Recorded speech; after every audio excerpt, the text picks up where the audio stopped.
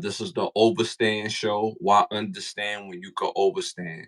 Again, I'm your host, Ashley Lovechild, and I'm joined with my special guest, my brother and my brother in crime, and in doing well in life, my brother Santana. Yo, what up? What up? What up with y'all? You know what I'm saying?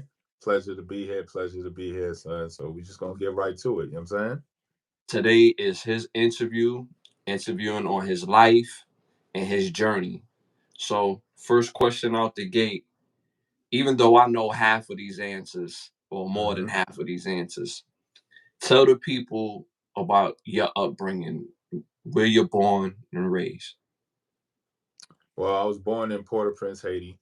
Um, came to I came to Chicago first when I was 5.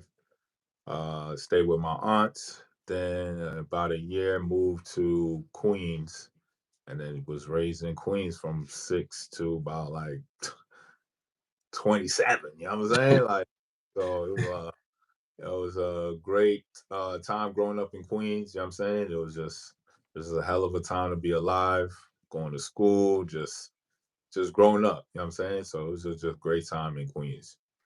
So, what was like the difference you realized from being in Haiti, Chicago, and in Queens? Well, I really couldn't really remember much. Me personally, when I was my upbringing in Haiti, I don't really remember it too much. Like I can't recall anything like probably after like 6. You know what I'm hmm saying? hmm It's like real hazy, real foggy. I real remember certain things, but not too much. But like preschool, kindergarten on, like that's more vivid memories. But like growing up and being born in Haiti, not too much. I went back when I was 14 though, but hmm very, very few memories came back when I went back there. You know what I'm saying? hmm what was like the most fun like you had in like Chicago and like you know?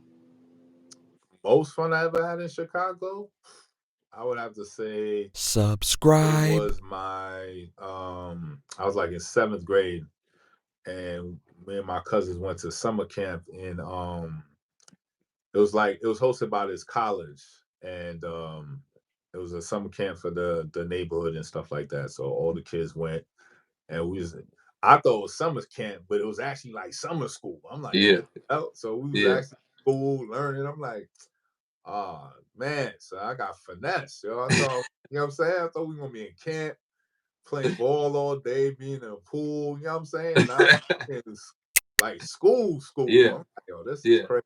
So all right. So I'm the only one from Queens, you know what I'm saying? In the Mhm. heart of Chicago in this college that everybody's from the town. I'm the only one from Queens, and there's no denying it because the accent is thick by this time. Pause. You know what I'm Yeah, saying? So yeah, they just already know I'm from straight from New York. So they all just call me New York, you know.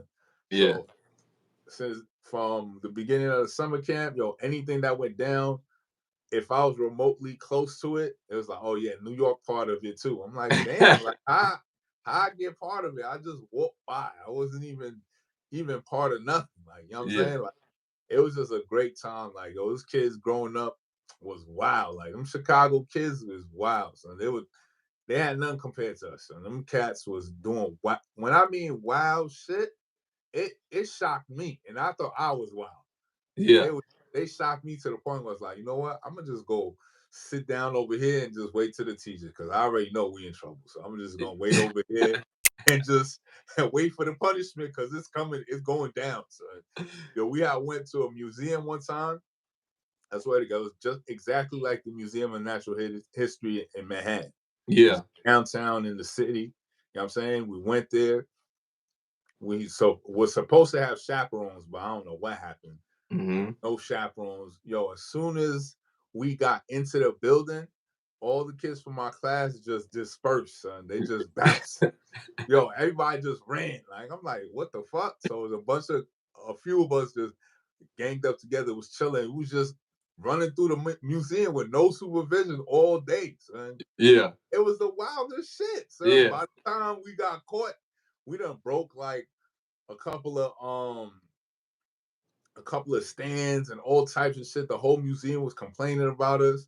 It was a total embarrassment, son. It was just, when I say these kids was bad, son, everybody blamed me, but I was the good one. I swear, this time I was the good one because I wasn't trying to break public property. You know what I'm saying? Yeah, Like, yeah. there's a level to this shit. Like, niggas was breaking stands and shit. I'm like, yo, y'all niggas is wild, son. Like, I'm trying to find my teacher. I don't know where she at, but I'm gonna go look for her, son. So yeah, that was like one of my best memories in Chicago growing up, son, for real. Did you notice like of course you noticed the accent change, but did you notice like the slang difference from Chicago and from New York or from Queens? Yeah, it was a little different. They said they had different words. Like, Mm-hmm. we say soda, they say pop, we say sneakers. No, we say yeah, we say sneakers. They say what they say? Um, no, it was, we say uptowns. They call them. They had a certain word for it, but it's different now. But it had a different word for uptowns. I Mm-hmm. don't know why we call them uptowns. We just call them uptowns, and that's what it is. Yeah, yeah, That's what it is. That's what we yeah, call it. When I come to your hood, that's what I'm gonna call them. That's what they yeah, uptown.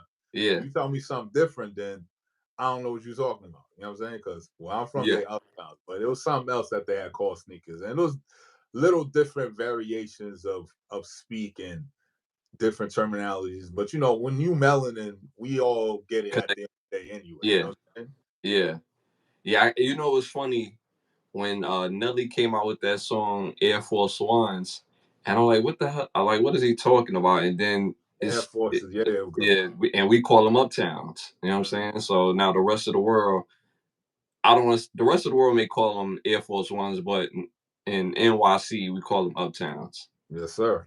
Yeah, Always, yeah, yeah. So always. tell me like some of your interests, into your childhood, things that you was really interested growing up. Um, I played a lot of sports. Like, I was in swimming, I was in karate, and then I was also in basketball. Hmm. You know what I'm saying, but I didn't start playing football until I got to, like, honestly, freshman year of high school. You know what I'm saying? Hmm. It was like I wasn't introduced to it until high school. But I pretty much excelled in swimming, karate, and I was fairly decent in basketball. It was just what everybody in the neighborhood plays. So, you know what I'm Yeah, saying? yeah, Play yeah, because yeah, that's what everybody in the hood plays. So I'm play ball too. Fuck it. You know what I'm yeah, saying? yeah, Everybody in the neighborhood went to CYO basketball, Monastery. I went to Monastery too. Fuck it. You know yeah, what I'm yeah. Hmm. saying? But so I was Subscribe. fairly decent with basketball. Karate, I excelled, like I said. By like I started it when I was like 8. By like 10, I was already like a black belt. I was Yeah. running the whole class. Hmm. You know what I'm saying, like 10, 11 years old. Like, you know what I'm saying? It was Yeah, crazy. It's like yeah, grown adults, yeah, but they gotta listen to me and shit. You know what I'm saying? That shit was mad wild. So the teacher got me running the class. He over there talking to his wife in the office. yeah. I'm over here running the whole class and shit at 11. Like, you know what I'm saying? So that was fun. And then but then after a while it got boring. It wasn't challenging enough for me and stuff. Like, karate got boring, swimming got boring. And then when I got to high school, I was like, they asked, what sports do you want to play in? And I'm like, football? Fuck it. Let me just try that shit. See what that's Hmm. about. That's how I Hmm. started playing ball and shit, real talk. So, all right. So you into all these sports, right? Um, do you feel like your parents was real supportive in the sports and you playing sports and being in sports? It wasn't that it was supportive. It was something for me to do because I was mad wild when I was young. Yeah, So it was just, all right, this nigga got too much energy, so he need to like go somewhere and exert that energy over there, not in the yeah, house. yeah. So it's Challenges. really like, that's what my mom put me in karate because I was just wilding out in the crib, just Yeah, running up and down, just bouncing around the crib, just being wild. So that like like taught me discipline, and then after a while I actually started liking the shit. So it was fun for me going to karate class, you know what I'm saying? So Mhm. I learned that, and then swimming was just, when you start young, you just get into it, you know what I'm saying? Mhm. And I was just doing it since I was like in 4th grade with swimming, constantly going to swimming. And that's how I know Fort Hamilton got a pool and shit, you know what I'm saying? Yeah. When our big championship games was at Fort Hamilton. But I was Yeah. like a little young cat. So imagine going Fort Hamilton, you a little youngin', and you go to the pool. And to me, that should look like some Olympic sized jump. And it Yeah. was like, I think it had like salt water or something, because it was like a warm pool or something, I remember. Yeah. Because it's one of the few pools you get in for the first time and it's not ice cold. You Yeah. know what I'm saying? Yeah. It was like tight warm. I'm like, oh, Yeah. what's this? When Yeah. our coach was like, oh, they got salt water in it. I'm like, oh, these niggas is lit out here. Like, where we at again? It's like, we in Brooklyn. I'm like, oh, these niggas in Fort Hamilton is fancy, son. None of our pools in Queens got salt, you know? If for everybody that's watching this, Fort Hamilton is a high school that I ended up going to that was on the other side of Brooklyn. Way on the other side. I was like Way by the on bridge or something. Like, it was it, different, son. It with was all different. the $2 million houses over there. It was a complete different world from where I grew up. And Bro, Nassau didn't even have saltwater pool, boy. that's a fact. That's And a we fact. and this was like 99, like 2000 maybe. Mm-hmm. You know what I'm saying? So Mm-hmm. they probably been had that. Yeah, yeah, yeah, You know yeah. what I'm saying? I've been there. Yeah. So I've been swimming in mad different schools, mad different pools, like Chaminade High School in Long Island. They got a pool. This, I forget the name of the center where we were. I think it was like Our Lady of Christ in Douglaston, where Mm-hmm. where we would practice at.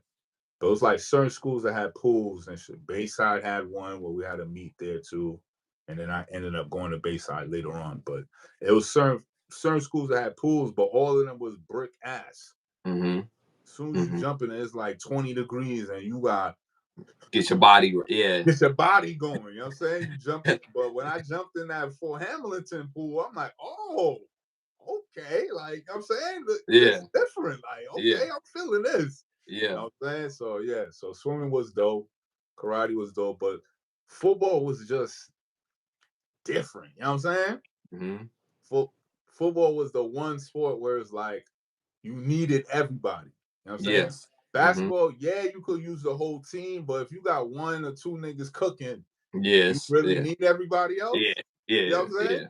Yeah. Swimming is on you, karate is on you, but football is like more camaraderie, more team. Yes, you need to have individual skill, understanding of the sport, and have a Mm-hmm. general basic knowledge of what to do, and you Mm-hmm. could generally get by, right? Yeah. But Yeah. then you got elite level niggas, you know what I'm Yeah. saying? Yeah. Just like Yeah. top tier skilled niggas, right? Yeah. Yeah. But then you got top tier skilled niggas over here, but with the elite level knowledge of the game. Mm-hmm. You know what I'm saying? Mm-hmm. So it Mm-hmm. was just dope to play football and just the camaraderie. Like when I was playing high school ball, I just would listen to my other teammates talk about when they was Warren and Pee Wee and all that. Yeah. You know what I'm saying? It was Yeah. like some of the illest stories and Yeah. shit. You know what I'm saying? Niggas Yeah. just chilling on the bus, just listening, like, oh, word? Yeah. Y'all had that bowl game? That shit was Yeah. crazy, son. Yeah. So about Yeah. y'all that had a bowl game in a 2 feet of snow. I'm like, damn, why ain't y'all just cancel the game, son? Nah. It was Nah. It was like, going nah, down. son. Yeah. Nah, this was serious. So we needed that bowl game, son. We needed Yeah. that chip, son. I'm like, oh, word, all right. Y'all Springfield Rifles get it popping, son. Yeah. Hey, it's very true what you're saying because I'm one of those kids that grew up like really playing football, sports as well from a real young age where it was like war. You know what I'm saying? Mm-hmm. And my Mm-hmm. was the Skyhawks and Mo Better Jaguars, and we had to play. When at least when I was with Skyhawks, we had to play the Springfield Rifles. So so yeah, so I understand that completely. Yeah, I miss that era. You know what I'm saying? Yeah. I get to play Pee Wee and all that stuff.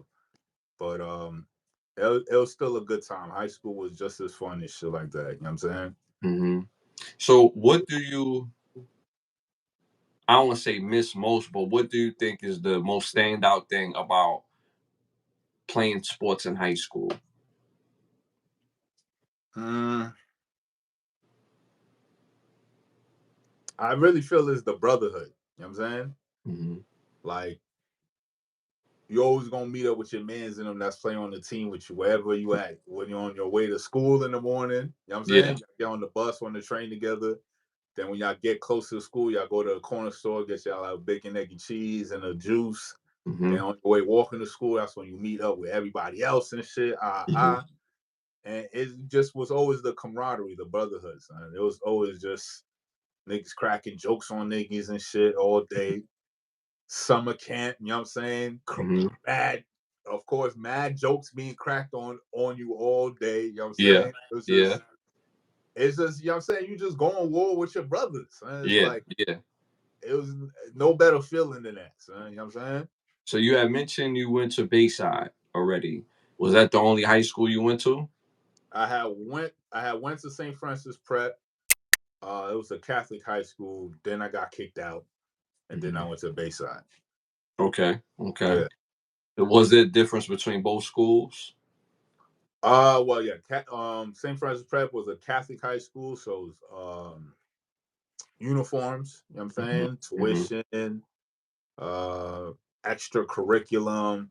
The grade point average was higher. You know what I'm Hmm. saying? Hmm. So the expectations of you performing was a lot higher. Hmm. And yeah, so I freshman year was a lot on my plate. I couldn't handle it. So, you know what I'm saying? Fold under pressure, got kicked out, then went to Bayside and actually was better for me, you know what I'm saying? Like, Hmm. Hmm. because I went to Catholic school my whole life. You know what I'm saying? I Yeah. went to Catholic school from kindergarten all the way to freshman year of high school. I never went to public school ever. And Hmm. like, yo, let me try this public school life. You know what I'm saying? Hmm. And Yeah. it being better, and it was just lit. I'm like, damn, I ain't go to public school from jump. You know what I'm saying? Yeah. Yeah.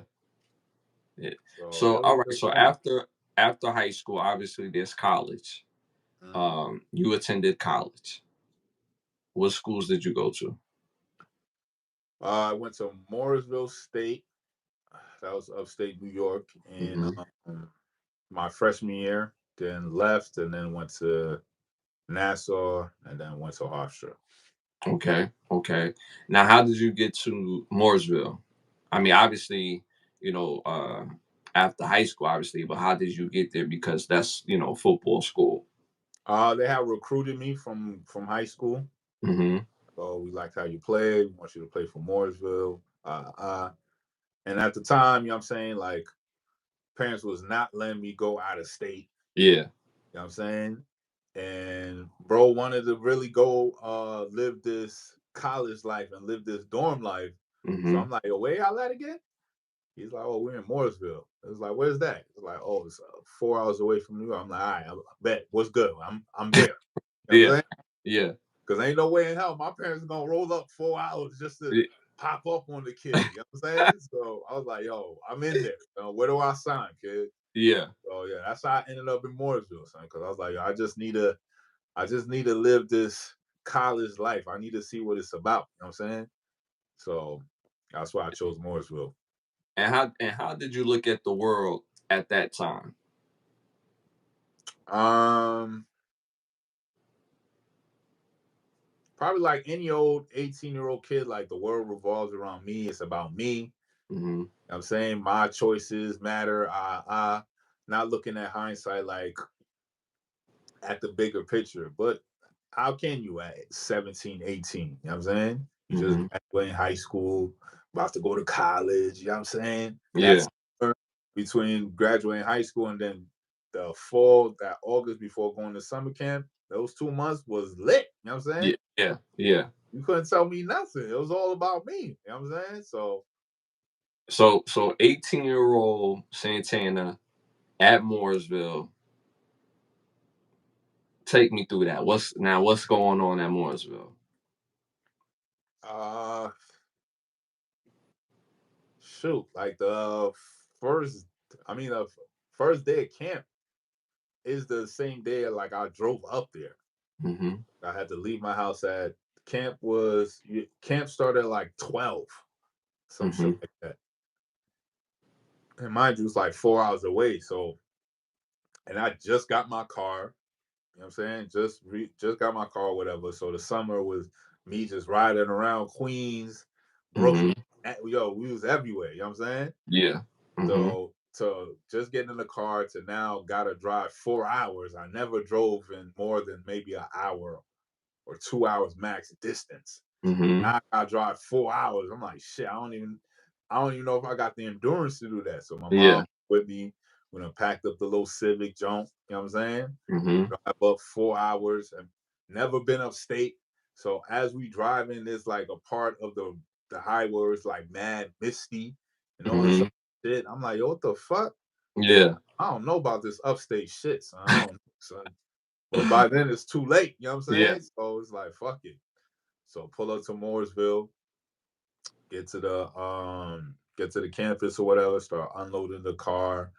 And so it's summer camp, so it's just only really anybody that's at school is probably there for this for summer courses, and then the only other people there is just the football players. So that's the Mm-hmm. first time we meeting other people on the team, your potential competition, people that might be potentially taking your spot. So it's intriguing to see people or how I met all our potential friends and shit, like the first meet and greets and shit. Like when I Mm-hmm. first met Benson, and it was my roommate. Mm-hmm. So, but I'm taking stuff out the car, and my mom is like bringing stuff in the room. So when she comes out, she's like, "Yo, I told your roommate that I was his roommate for school for the semester." Yo, I started dying, son. I walk in there and shit. Yo, Benson was like, "Yo, bro, I don't know what I thought, son. I don't know what." I walk in, I see a woman in here. I'm like, "Yo, what the hell is going on?" She talking about she my roommate. I was like, "Nah, so I'm your roommate." So she was just helping me out. So that's how I met Benson. I met Miller in the on the way to the locker room. So that's how they was gonna start lining us up and start giving us our equipment and all that shit. And I ain't meet Smith till like when we got on the field. You know what I'm saying? Mm-hmm. By the time we got on the field and shit, I met Smith and then Cloud and all them other boys later on this shit. You know what I'm saying? Mm-hmm. So yeah, first day of camp was hell. You know what I'm saying? Mm-hmm. Mm-hmm. All that running around I was doing, I was supposed to Yeah. be working out and training. I ain't Yeah. doing none of that training, son. Yeah. Yeah. Just wilding out. It was supposed to work out. Yeah, it was first day was sloppy. You know what I'm saying? Mm-hmm. Real sloppy. But Subscribe. it was fun. So you at college, got the whip, you on the football team, first year, college. How did it feel to be on your own for the first time with all that ahead of you? Shit, nigga, I felt like I was the man. You know what I'm Uh-huh. saying? Mm-hmm. Like, oh, I'm one of the few freshmen on here with a whip. All the Mm-hmm. upperclassmen niggas got whips, you know what I'm saying? Mm-hmm. A few that do got a whip, all right, cool. But it wasn't really like because I had the whip that made it more saucy. It was because niggas already had the sauce. So, Mm-hmm. and the fact that we live on campus with the biddies. So it's like, Yeah. I'm going to catch you. So, you know what Yeah. I'm saying? If I Yeah. don't catch you now, I'm going to catch you later, but I'm going to catch you. You I'ma feel me? catch you. So Yeah. the game was just even better. You know what I'm saying? So it was like, this shit was lit. And then what made the card so pivotal is like now niggas can just go to other dorms and do the same shit at other campuses. So there was other schools around. Yo, upstate was wild.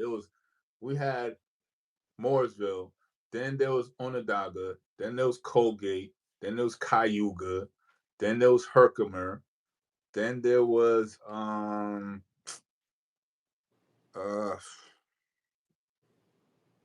I know I'm missing another school. There was a bunch of other schools. Then there was Syracuse, Ithaca. then Ithaca. Mm-hmm. Then you drive 2 hours down back south, you got Binghamton. You know Mm-hmm. what I'm saying?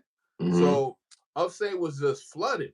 Oh, Mm-hmm. and then not to mention Oswego, where Mm-hmm. one of the other homies I went to school, high school with went. That Mm-hmm. was flooded too. So it was just a plethora of just morsels everywhere. You know what I'm saying? Yeah. Yeah. So college was fun. You know what I'm saying? But see, you know, a lot of athletes today, they go to several schools. Like that's kind of like a norm now, right? You went to several schools. So after Mooresville, you went where? I went to Nassau after that. So Okay. Nassau is a school in Long Island, New York. So that's like outside of, it's all part of Queens and Brooklyn because it's all one landmass, but it's outside of Queens. Mm-hmm. And how was that? How was that experience going to Nassau? Nassau was lit because it was everybody from the hood. You know what I'm saying? Yeah. Okay. So it was like everybody from the block, everybody from the hood, everybody we went to high school with. You know what I'm saying? Mm-hmm. Just and now it was just a mixture of like just a whole bunch of people. So, you know what I'm saying? Mm-hmm. D from LI. We got Queens, of course, Brooklyn. I want to maybe say Manhattan, but it was really majority Queens, Brooklyn, Long Island. Yeah. A Mm-hmm. lot of Long Island because it was already in Long Island, of course. But Mm-hmm. Queens was not too far away, so it was a lot of that. And then we got some Brooklyn up in there too. So it was dope. That's where we ran into each other and shit. You know what I'm Mm-hmm. saying? Well, Mooresville. Mooresville. No, I'm saying in Nassau. Oh, When we oh, ran yeah. Oh, into each other again and shit. yeah. On Mm-hmm. some random shit. Like, what Yeah. the fuck? Yeah. Niggas left that madness. We trying to get our education now. Oh man. From the So Nassau, don't even know. Like, yo, it's about to get way worse, right? y'all don't know who y'all let up in this piece. Yo, y'all don't know, son. Yeah. And so all right. So now after Mooresville, after Nassau, then Hofstra. Mm-hmm. So how was Hofstra was like that? the more reserved, trying to get this degree, but still working. And it's like, it's kind of conflicting. So, brother got to make a choice now. It's like, you've been working, but little jobs here and there, but it's had a pretty serious and decent job making good money at the time. And then, Mm-hmm. like, the class schedule and my work schedule starting to clash. So, it's like, kind of like getting money. So, you know what I'm Yeah. saying? I Yeah. want to get money. So, I just went with going to work after that. So which school do you feel like got the most out of you and that you feel like you had the most progression at? Um, I feel like Nassau had the most progression out of me as far as like school books, Mm-hmm. studies wise. Mm-hmm. That's like really where I had to like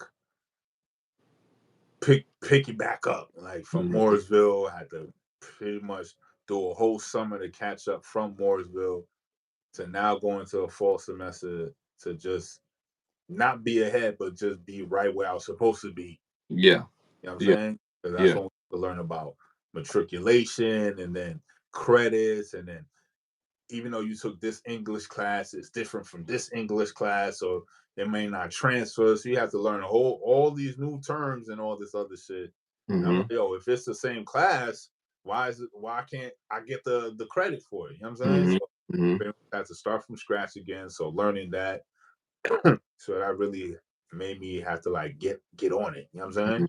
Mm-hmm. So that's why I feel Nassau got more progression out of me as far as like school and the books wise.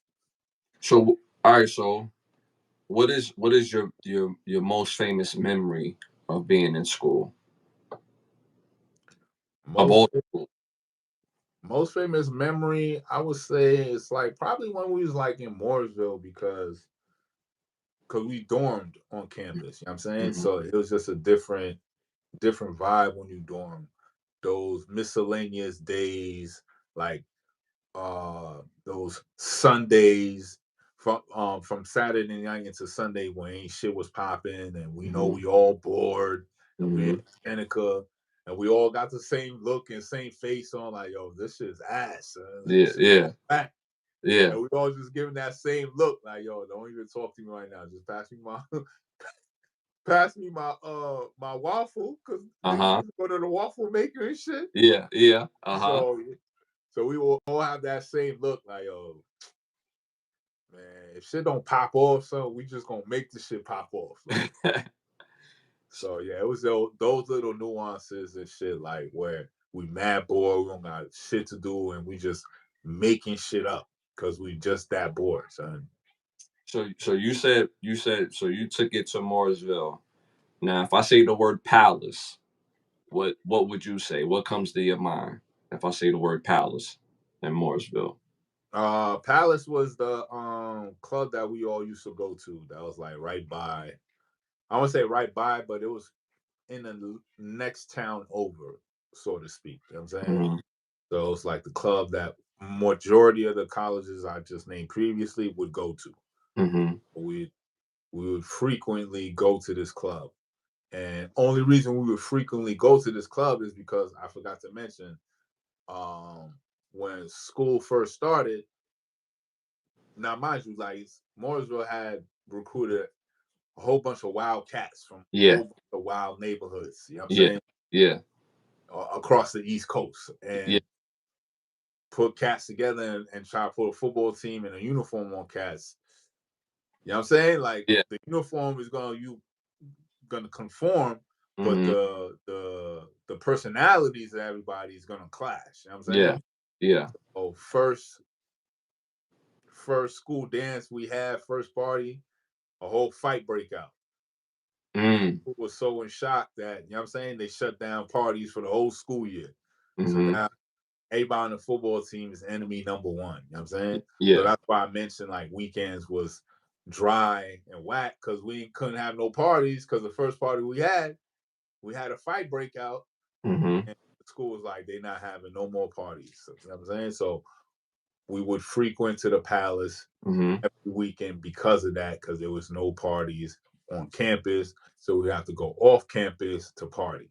Mm-hmm. So it was very select few people that could go to the Palace, because you know what I'm saying, ain't no cabs up in Right. Mooresville. It's Right. two lights in the Yeah. whole town. You know what I'm saying? Yeah.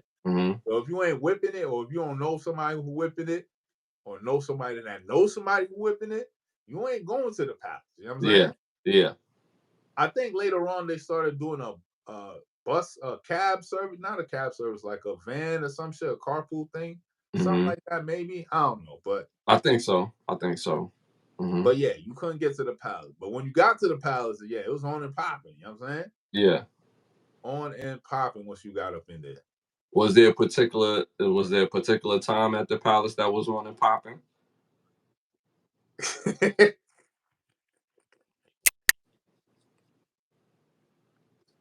I'm just Yeah, saying the people yeah, want to know. You know what I'm saying? The people want to know. yeah. I mean, I'm just saying, like, you talking about party was popping? Yeah, there was a couple of times it was popping. Okay. Okay. It was a couple of times. But if you talk about other Subscribe. shit that was popping off, then yeah, there was a time for that too. You know what I'm saying? So if you say other things that was popping off, just clarify that at least so people will understand what we're talking about because we living in a world where you have all types of interpretations. So you know. What I mean by popping off, I mean like a fight breakout in the club. Okay. Okay. Pop, or Okay. you talking about popping off, meaning like the party was so lit, it was just too lit. You know what I'm Yeah. saying? There was Yeah. times where it was that too. You know what I'm saying? Mm-hmm. There was times where it was whack, and there was times where it was just fire, son. The Mm-hmm. Palace was just fire some nights. You know what I'm saying? Yeah. But because of us not having the opportunity to throw parties at the campus and it be for our school, Mm-hmm. we had to go to the Palace, and that's what got my my skill set in hollering at females in the club. Because Mm-hmm. man, we in the club, you gotta get your practice on. You gotta try different tactics and sentence structures. You know what I'm saying? And see Mm-hmm. what works. And you know what I'm saying? Like, and that's what it was. It was the Palace, because it was a whole bunch of different schools. It wasn't just our school there. There was a whole bunch of other schools. Colgate was in there heavy, and it was mad bad biddies from Colgate. You know what I'm saying? Mm-hmm. Mm-hmm. So Yeah, man. So it was lit. So So you, it was those nuances of school that made Mooresville lit.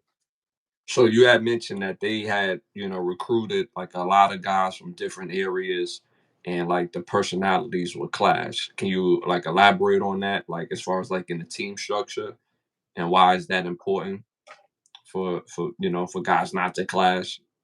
Well, when we got to summer camp, um, it was really more so like defense over here, offense over there. You know what I'm Hmm. saying? So that's how Hmm. camp started. So already the lines is drawn. All right, so we don't fuck with offense now. I bet. So now within defense, now you got defensive line, you got defensive tackle names, then you got linebackers, then you got safeties and corners. So we all would separate like that. We all would practice our drills, run through our new scheme that we learn in. Then we all come together at defense, learn the scheme. Then we play offense, practice with offense and shit. And that's how practice would go. Hmm. It got to a point where niggas would just psychologically just only fuck with defense. Like when we go after practice, we go sit down and like we go to the hall to go eat, and you just automatically would just sit with your defensive niggas. You know what I'm saying? Hmm. Like you Hmm. wouldn't even talk to offense. You know what I'm saying? Hmm. You wouldn't even politic with niggas. Like nah, offense over there, bro. Like nah, defense right here. So that kind of started that. So that right there with just offense and defense just started a rift. Hmm. We didn't know it at the time, but that's how it started. And then Hmm. over time, the rift just came bigger and wider to a point where by the end of the school year, majority of us on the team was at each other's throats. Pause. You know what I'm saying? Just individual fights and all this other stuff. You know what I'm And saying? this is all off the field, not on the field. This is off the field. Yeah, I mean, like on the field, you get a little scuffle. You know what I mean? Right. People, you know Right. what I'm But saying, you but get your but head you're cracked. saying but But you're yeah, saying but the team is really at each other off the field. yeah, majority of the situations were off the field. You know what I'm saying? Hmm. On campus, not even on campus. Yeah. Yeah. So that's interesting. So for yourself now, do you believe that, most kids should, you know, take education serious, go, further their education, or you feel like it's trade school or just go right into the workforce based on your experiences? I feel it should be a case by case basis. You know what I'm saying? I feel as though not everybody in a graduating class of a high school should be all funneled to college. You know what I'm saying? I feel as though you should have college as an option, as a goal that you may want to pursue. But here are all these other goals and options that you also may want to pursue that you have at your disposal now that you graduate high school. It shouldn't just only be college. You know what I'm saying? Now, college, yes, it was fun. Did I go for the right reasons? Me personally, no. Hmm. But it was fun. It was an experience. I really went for the experience. I did not go for school. Like I literally went for the experience. You know what I'm saying? Hmm. I got the experience. You feel me? Hmm. But had there been other options, like, oh, hey, if you become a, because when I was a kid, I loved electricity. So I used to always have my science project, electromagnetism and electricity. That always was my science project every time. So I loved electricity. Had that been more cultivated in me, maybe by high school, I might have looked into electrician. Like, oh, Hmm. start here, you start at 15 or whatever it was at that time when we was in high school. You know what I'm saying? Hmm. See what the options would have been like had we had more options readily available to us. They were there, but if you don't know about them, you ain't gonna seek them out. You know what I'm saying? Right. Right. Right. So Subscribe. so there's a lot going on from childhood to college time. Is there anything that if you could go back and do that one particular thing, would you, and what would it be? Or you mean like change something or Yeah, do change. something Yeah, yeah. different? Mhm. Um, I don't think I would. You know why? Because the choices I made at that time led me to here. You know what I'm saying? Mhm. So if I were to go back and change it, thinking they would be better, I don't know what the present me here would be or would go through had I changed something. You know what I'm Mhm. saying? Mhm. So I feel as though all those decisions that I made, whether right or wrong, had a lesson to it. Mhm. And God willing, I'm still here learning. You know what I'm saying? So obviously it wasn't bad. You know what I'm saying? The Mhm. choices I made. There some were wrong, some weren't right. You know what I'm saying? So, but again, I've learned from them. And yeah, I don't think I would have changed anything. You know what I'm saying? Because all the stuff I went through, like they all had a purpose. You know what I'm saying? I was Mhm. supposed to get kicked out of St. Francis Prep and go to Bayside. Supposed to graduate from Bayside. Had I not graduated from Bayside, probably wouldn't even had I graduated from Prep, St. Francis Prep, playing ball, I would have different opportunities. You know what I'm saying? Right. Different schools. You know what I'm saying? Mhm. EW Posters in Long Island. I probably would have had looks from them. You know what I'm saying? Mhm. If I had graduated from prep but then I would have never went to Mooresville. You feel me? Right. Right. So that's why I like don't look at wanting to change my past. I just look at why did I make that decision at that time? Like what was Mhm. I thinking? What was my thought process? And because I'm still gonna be the same person. So how can I like make sure that I don't continuously not grow and continuously not notice that hey, I'm probably veering towards bad habits. You know what I'm saying? So that's how I look at it. Okay. Okay. So now so after college, going into the workforce, completely after college, what are some of your expectations now that you're in the real world, you know, you know, to say, Expectations. Mm, I mean, especially at that time, huh? like, what was your expectations at that time? Now that you're finished with school, now you in, the workforce.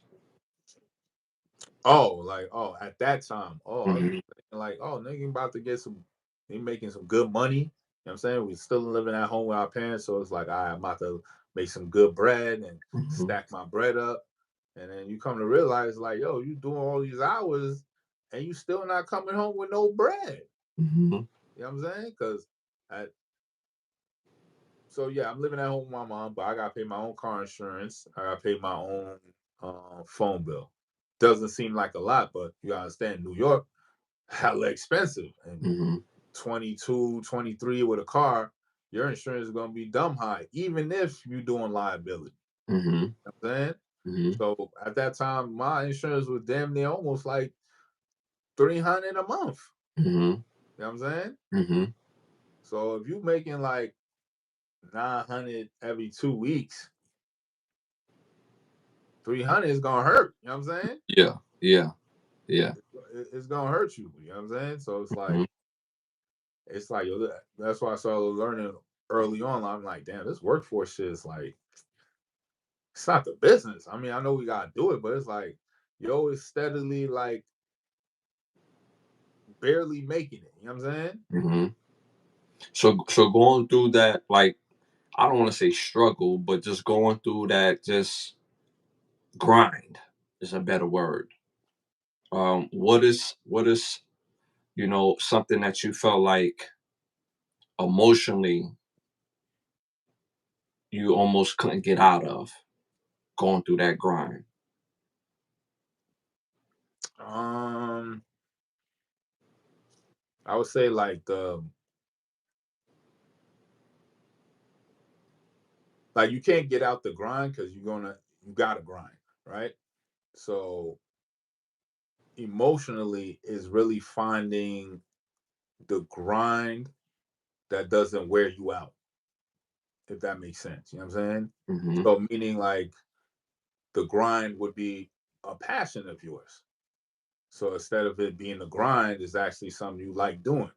So now when Mm-hmm. you like doing it, you start to look at it, start to view or start to find avenues of turning it maybe into a business and turning it into making money. You know what I'm saying? Mm-hmm. But going through work and so many different jobs is like, it's clear we're gonna have to work.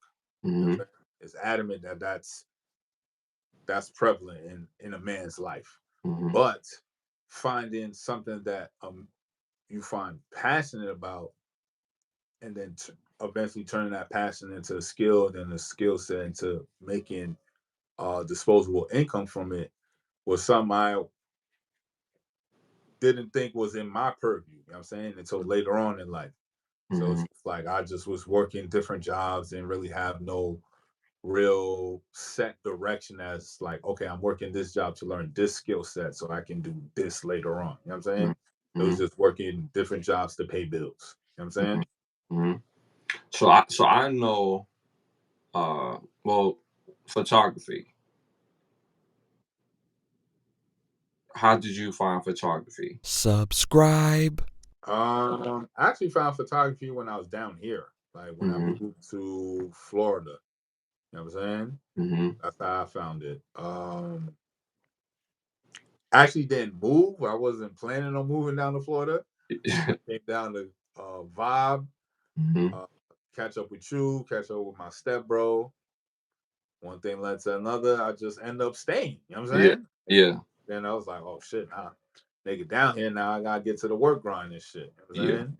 Mm-hmm. So just trying to find different jobs, found a few couple of things, but shit wasn't really hitting like that.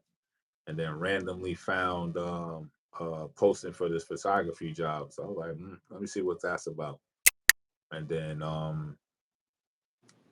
yeah, so I fell in love with it and then just started pursuing that shit ever since. You know what I'm saying?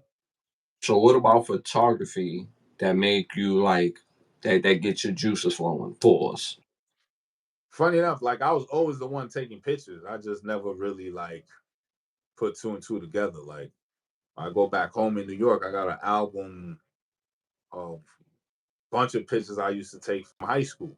Mm-hmm. I didn't even realize like I was always taking photos. Like, you know what I'm Mm-hmm. saying? I always Mm-hmm. had the camera in my hand, like, yo, if I'm not taking a photo, yo, here, take the photo for me real quick. You know what I'm saying? So I was always into taking photos, but didn't realize it was something that was eventually gonna be a passion later on. You know what I'm saying? Mm-hmm. It was there. It was always around. Because anytime we was on vacation, hey, we had those Polaroids, the one shot joints, and just always was taking photos like that. And out of like desperation to find a job, I find photography out of that. You know what I'm saying? Because Mm-hmm. I was like last ditch effort to find something. You know what I'm saying? So I Mm-hmm. found that and took it from there. But what about photography that just make you want to do photography? I mean, I get the fact that you realize that you was the one taking the pictures, but what about it? Like, like how does it make you feel? How does it make you feel alive? I mean, it's just capturing a moment in time in history. You know what I'm saying? Mm-hmm. That moment in time is always gonna be there because you captured it. You know what I'm saying? You Mm-hmm. make that moment important. Mm-hmm. Most person will go through life and let life flow by, but you take that photo, that moment, that part of time is always captured and sealed in that photo. You know what I'm saying? Mm-hmm. That's why we still have photos from like the 1800s. You know what I'm saying? Like I think photography goes back longer than that because if you break down how a camera works and how they even thought about it to even come up with it, it's Yeah. like how'd you even come up with that? You don't even got dirt roads, but you was come up like, I could take a pic, take this, make this machine to capture this person's image. Because you got to think about if nobody ever had that before, and then somebody starts saying like, "Yo, I could take your photo," and you like, "Photo? What's that?" I could Mm-hmm. take your image and capture it. Mm-hmm. Person gonna think you sound crazy. Yeah. You know what I'm Yeah. saying? Mm-hmm. So I haven't seen no real how, when, and what actual real time frame photography actually really started. You know what I'm saying? Mm-hmm. When was the first photograph? You know Mm-hmm. what I'm saying? Mm-hmm. You might find that, but what I really want to know, like, when was the first camera invented, Mm-hmm. built? You know what I'm saying? Like, how did y'all even come up with the? Because the camera is not it's very complex, and it's not once you learn it, yes, it's easy. Right. But Mm-hmm. when to see how complex it is to actually capture an image. You know what I'm saying? It's Mm-hmm. easy now because we got all these digital cameras. It's nothing. We got cameras on our phone. It's simple. Mm-hmm. But to actually come up with the concept of like, oh, I want to capture this image of this lake. You see what I'm saying? Like, Yeah. how Yeah. did you even come about that? What weed was you smoking one day to be like, yo, I want to capture this image? And I'm Mm-hmm. not talking about painting it. No, I Mm-hmm. want to do something different than painting because it been always had paintings. Mm-hmm. Like, oh, you could just paint it. Like, no, no, no, no, that's not real. I want the real image. And they look at Buddy like, nah, don't pass in the weed no more. Mm-hmm. He talking crazy. You're talking crazy. He talking crazy. But yeah, so photography for me is like capturing uh an image, but capturing that moment in time. Because you could go back and look at your pictures when you were a kid. Because a lot of pictures, I remember when those pictures were taken. You remember that moment in time. Mm-hmm. It was quick when that person took the picture, right? Mm-hmm.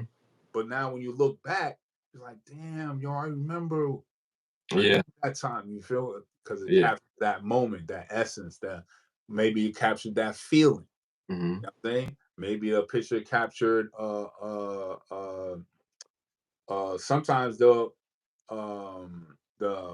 would have such a joyous a moment in when you're about to take a photo, like there's probably a sense of food around when you take the photo, right? Mm-hmm. And because you had such great moments, memories when that photo was taken, that when you look back years later, that photo takes you back to that moment, and you probably remember how that food smelt. Or, Right. you know what I'm saying? That's how Yeah. powerful photography is. You know what I'm saying?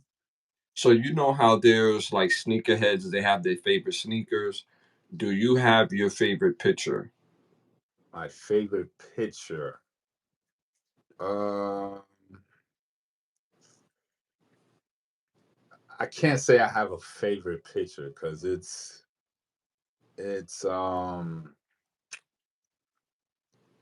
it'll be too hard to like put it to one. You know what I'm saying? Okay, that's fair. Because like I said, different photos take different motions, make you feel different things. You know what I'm saying? So it'll be hard to like put one above the other because it's like, damn, do I feel more this way or feel more that way because I choose this photo more than that one? You know what I'm saying? So I wouldn't say I have a particular photo, but I would say I like a particular style. I Mhm. kind of like the black and white style of photography. It just gives that cool, cold nostalgia feeling of like an old time, long, long ago. Even though it could be in the present time, Right. right? Hmm. It could have been you took the photo yesterday, but you use the effects of putting black and white on it, and now it just gives it a whole different feeling. Now it Hmm. gives it a whole different look. Yeah. Now, picture you done took yesterday look like now it's like from 1936 if you like do it a certain way, use shadow and stuff like that, and then Hmm. add black and white, and it could give a different look. So photography, I feel, can never die because it's like it's just so many avenues and so many different ways you can do it. Okay. Yeah, all right. I like that. That's dope. So, who are some of your influencers or influences in photography? Um, I would have to definitely say, got a shout out to the godfather of photography, Gordon Parks, Hmm. legend in the game. His his view of photography This is my personal opinion. Just looking at his works, his view of photography was more, I don't even know if that's a word, but documentative. Mm-hmm. Like, yes, it captured a time frame that we can never go back to. But then it's like the way he would capture these photos. It was like, even though they're still shots, you can look at the photos and see like what's going on, if that makes sense. Like you would like look at the person's face and possibly have an idea what they're thinking, or possibly may have an idea where they're going and stuff. It's like just the way he just used lighting, and again, these are like not top tier cameras back in the day. You know what I'm saying? Like you literally have to know exactly what you're doing, because there's no viewfinder after you take the shot to see if it's in focus and none of that. Right. This is film. You know what I'm saying? Right. So you really have to be on your shit because it costs money. You know what I'm Mm-hmm. saying? So Mm-hmm. each shot you take had to be purposeful, had to have meaning, had to be important, because you have to go back and develop the film and develop the photo. So if you're not out there with a purpose, um, you just wasting money. So that's why I feel like growing up, that when he was growing up, it just made it more impactful. You know what I'm saying? Mm-hmm. It made it more important because you have to adjust your camera properly, adjust for lighting, adjust for all these other different settings. So you have to have the skill set and know exactly what to do in different time frames of the day, know equipment what to bring. Just you have to have all this extensive knowledge, and then be able to wait for the exact moment and know when the exact moment is going to happen, even though you in the now. You don't Mm-hmm. know when it's going to happen, but you just have an inkling of it, when it could happen. So, and then capturing that moment. And yeah, so that's one of my top tier photographers that I look up to, Gordon Parks. So because of your love for photography, you're you're making a living from photography. You are a photographer full fledged. Your work is amazing, uh, which leads to Bravo section. What is Bravo section for the people that don't know what Bravo section is? Bravo section is basically, it's photography for capturing the moment. So it's photography for capturing your Bravo moment. Your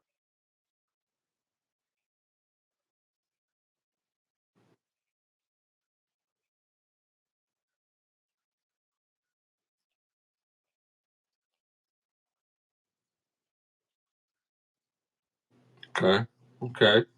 Uh, you have a website, Yes. So my website is bigbravosection.com. and what people could get from that website when they go to the website.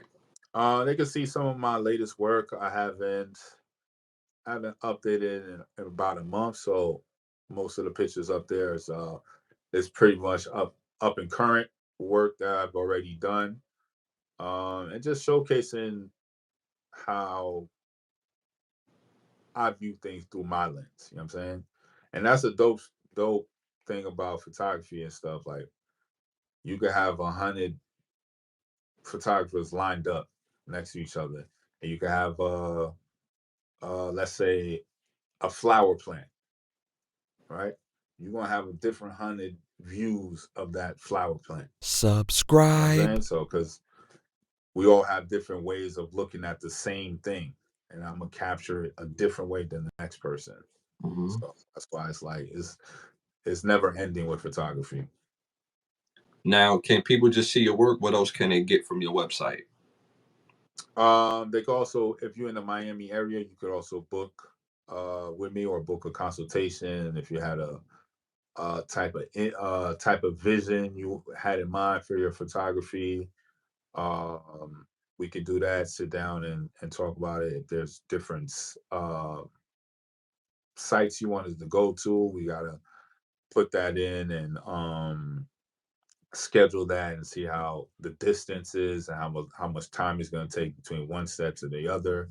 Hmm. And if any other questions, there I have a questionnaire page you could uh, fill out and send to me. It goes straight to my email.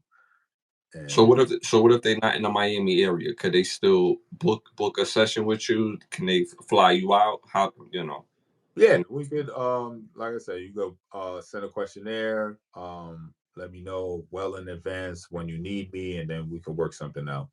okay.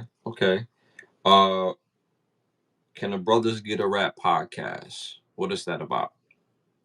That's me and some me and my bro came up with, like, well, not came up with, we came up with being on a podcast together, but the name is from one of our favorite shows we love.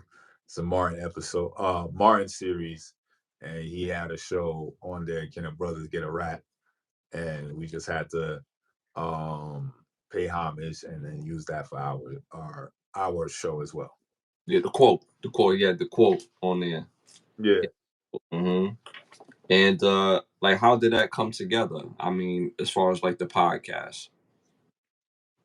No, we just was talking about it for a minute, and then we just decided, like, yo, let's just start it off. You know what I'm saying? hmm Start it off, and then we see how we go from there. And once we started, you know what I'm saying, we couldn't stop. Just Yeah. continue on from there. So with the podcast, uh, you just did 50 episodes. What is something you're looking forward to with the podcast? What is the end game? Um, end game is hopefully just squeezing a little niche for ourselves, you know what I'm saying, and this big podcast pool that's out there, you know what I'm saying? I hmm feel as though there's a lot of room for everybody to have different views of opinion about stuff. And shoot, really just get paid to talk shit, talk with my bro, hmm and just have a good time talking the shit. You know what I'm saying? Like, what would be better than that? You know what I'm saying? To get paid to talk about whatever topics we want to talk about. You know what I'm saying? At the Meet at the Gills Nils. You know what I'm Skills saying? deal. We gonna ah, rap about what we need to rap about. that's funny. At the Gills Nils. You know what I'm saying? I got a gift in the house. I got a gift in the whole nine for my mans. Oh my god. You know I roll solo from state to state. My Oh, name Ike Love, partner. Yo. oh man, that is Uh, funny. That is funny. Shout out to oh, the movie family. yo, for y'all watching, this is what we do. Like, this is, I grew up on movies. I have little brothers. We all grew up on movies, and the Lord so happened to put me around people that also grew up on movies, hmm that also quote movies and TV shows, and you know what I'm saying. I just been doing it my whole life. You know what I'm saying? Like, hmm our whole lives, we've just been doing that. Like, me and my brother play this game where we have to quote the movie line, and you get 3 tries to guess what the movie is. You know what Yeah, I'm saying? yeah, And we've been doing that our whole life. You know what I'm saying? Try to yeah, see who could outbest me and shit. Like, but he can't outbest me. I know, like, all the movies. So yeah, yeah, yeah, I yeah, put him on to the movies. You know what I'm yeah, saying? yeah, So yeah. it's just a game that we always been playing with all my brothers and shit. You know what I'm saying? hmm Bat, of course. If y'all know, Bad Boys is one of my favorite movies. hmm It's one of my all-time quotable movies.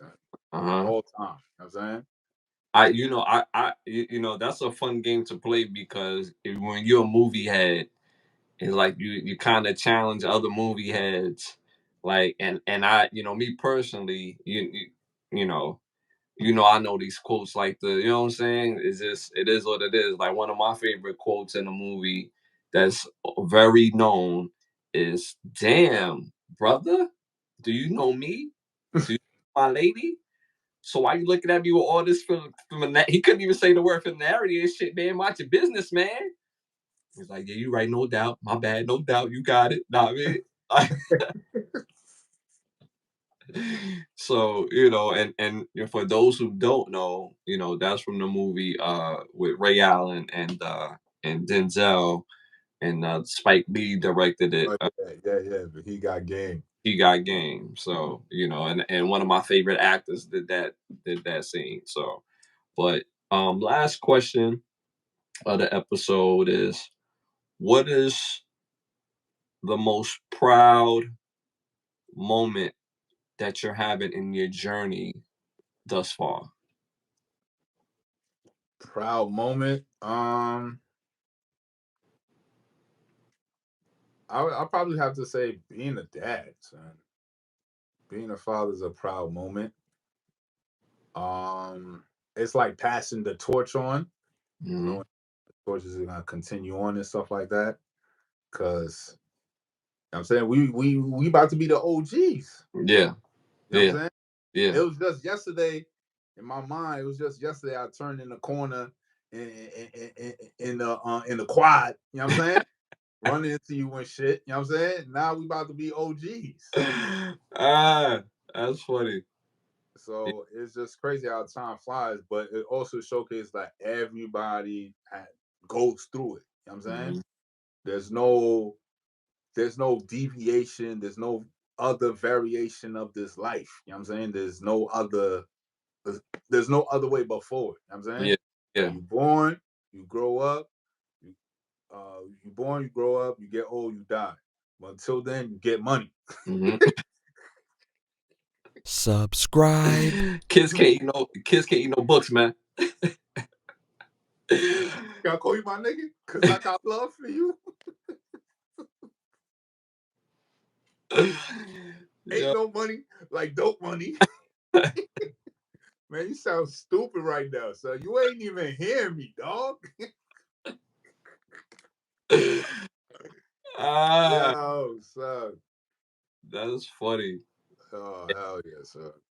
You know what? I got one last question. I'm gonna squeeze one more in. Pause. Yeah. Who is who or what is the biggest influence on the man that you are today? Who or what? Biggest influence? Mm-hmm.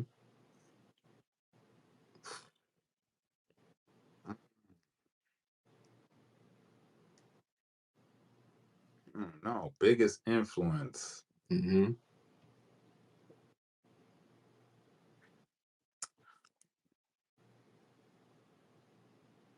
I Because probably got. Huh? What was you gonna say? no, because the way I look at it, like being a man in today's world, there has to be something that shaped your mindset into being the type of person that you are.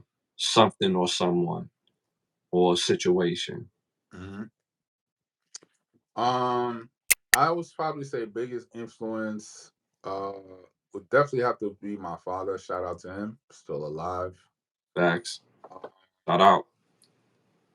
why I say that is because it's like it just showcases that being a father, it don't stop when the child turns 18. Mm-hmm. It don't stop when they 25. Mm-hmm. And it damn sure don't stop when they 39. You know what I'm Right. saying? Right. So I have to get into that mindset and understand that for my daughter, that's what it is, and that's what it's gonna be. Is I'm not gonna stop being her father when she becomes 18, when she's 25, when she's 40. Mm-hmm. We still get treated the same. So I find that very influential because it's like he found what he wanted to do in life, stuck with it, and was able to Subscribe. build a life for himself, build a life for his family, and still continuously able to contribute to said family years later. You know what I'm saying? So Mm-hmm.